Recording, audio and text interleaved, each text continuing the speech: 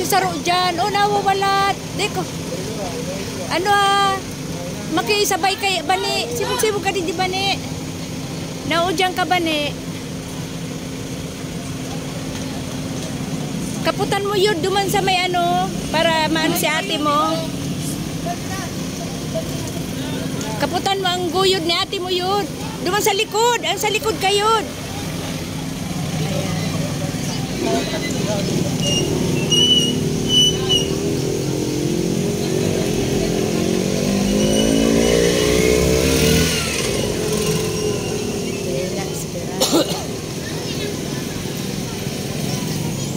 Gayon ni Sarah.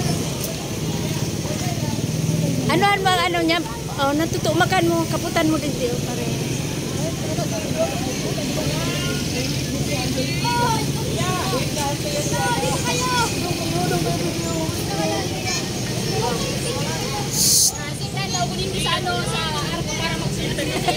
Deo pratago. Kami magkanungsun diyan. Liluway sa labo yung suwan. Liluway, tapos pagkaanuhan indong arko, nakakadulag. Ay, sorry ko pa.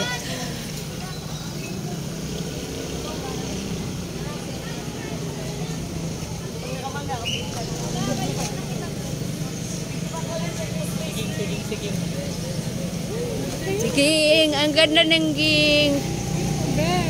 Ay, di ko na-picturean si ging. Oy, nagayunan si ano.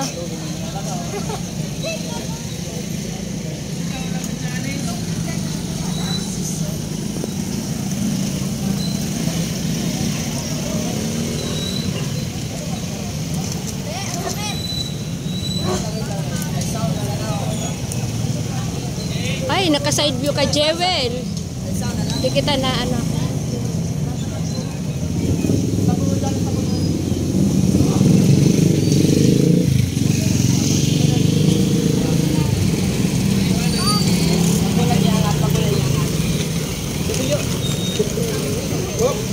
Ayun.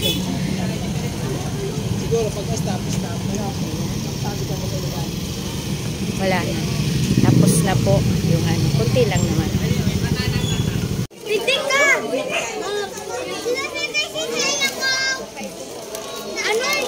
Ano makungaw?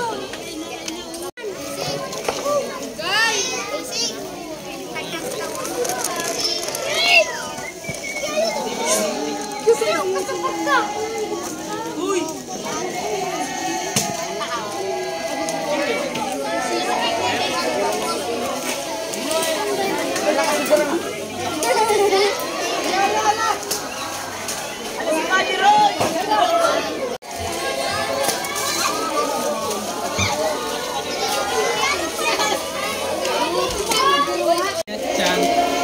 Tara na.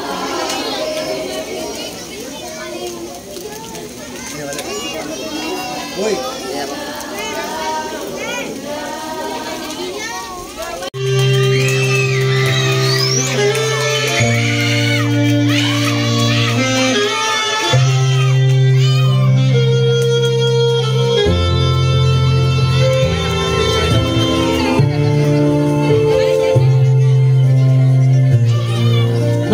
Kalmados siya.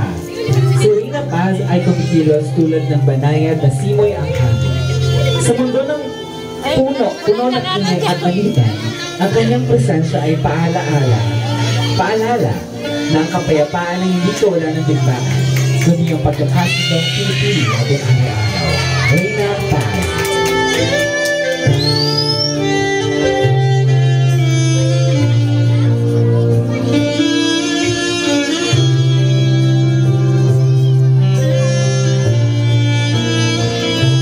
Si Reyna Esperanza ay may dalang liwanag ng pag-asa.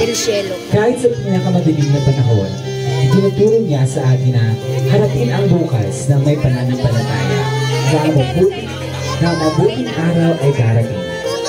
Reyna Esperanza.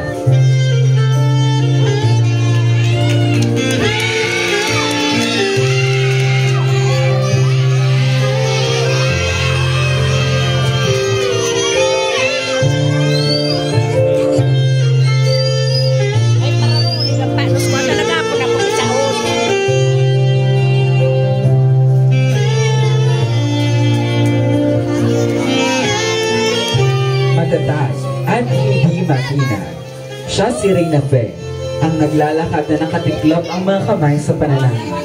Ang kanyang pananampalataya ang kanyang balugi. Sumasagisag sa lakas ng paniniwala kahit hindi nakikita. Reyna Fe.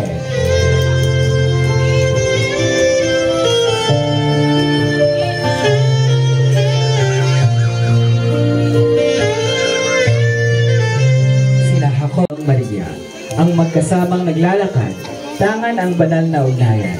Sila'y nananatili sa tabi ni Kristo sa huling sandali at ang unang saksi sa kanyang muling pagkabuhay. Tagapagdala ng mensahe ng tapat na debosyon. Tres Marias.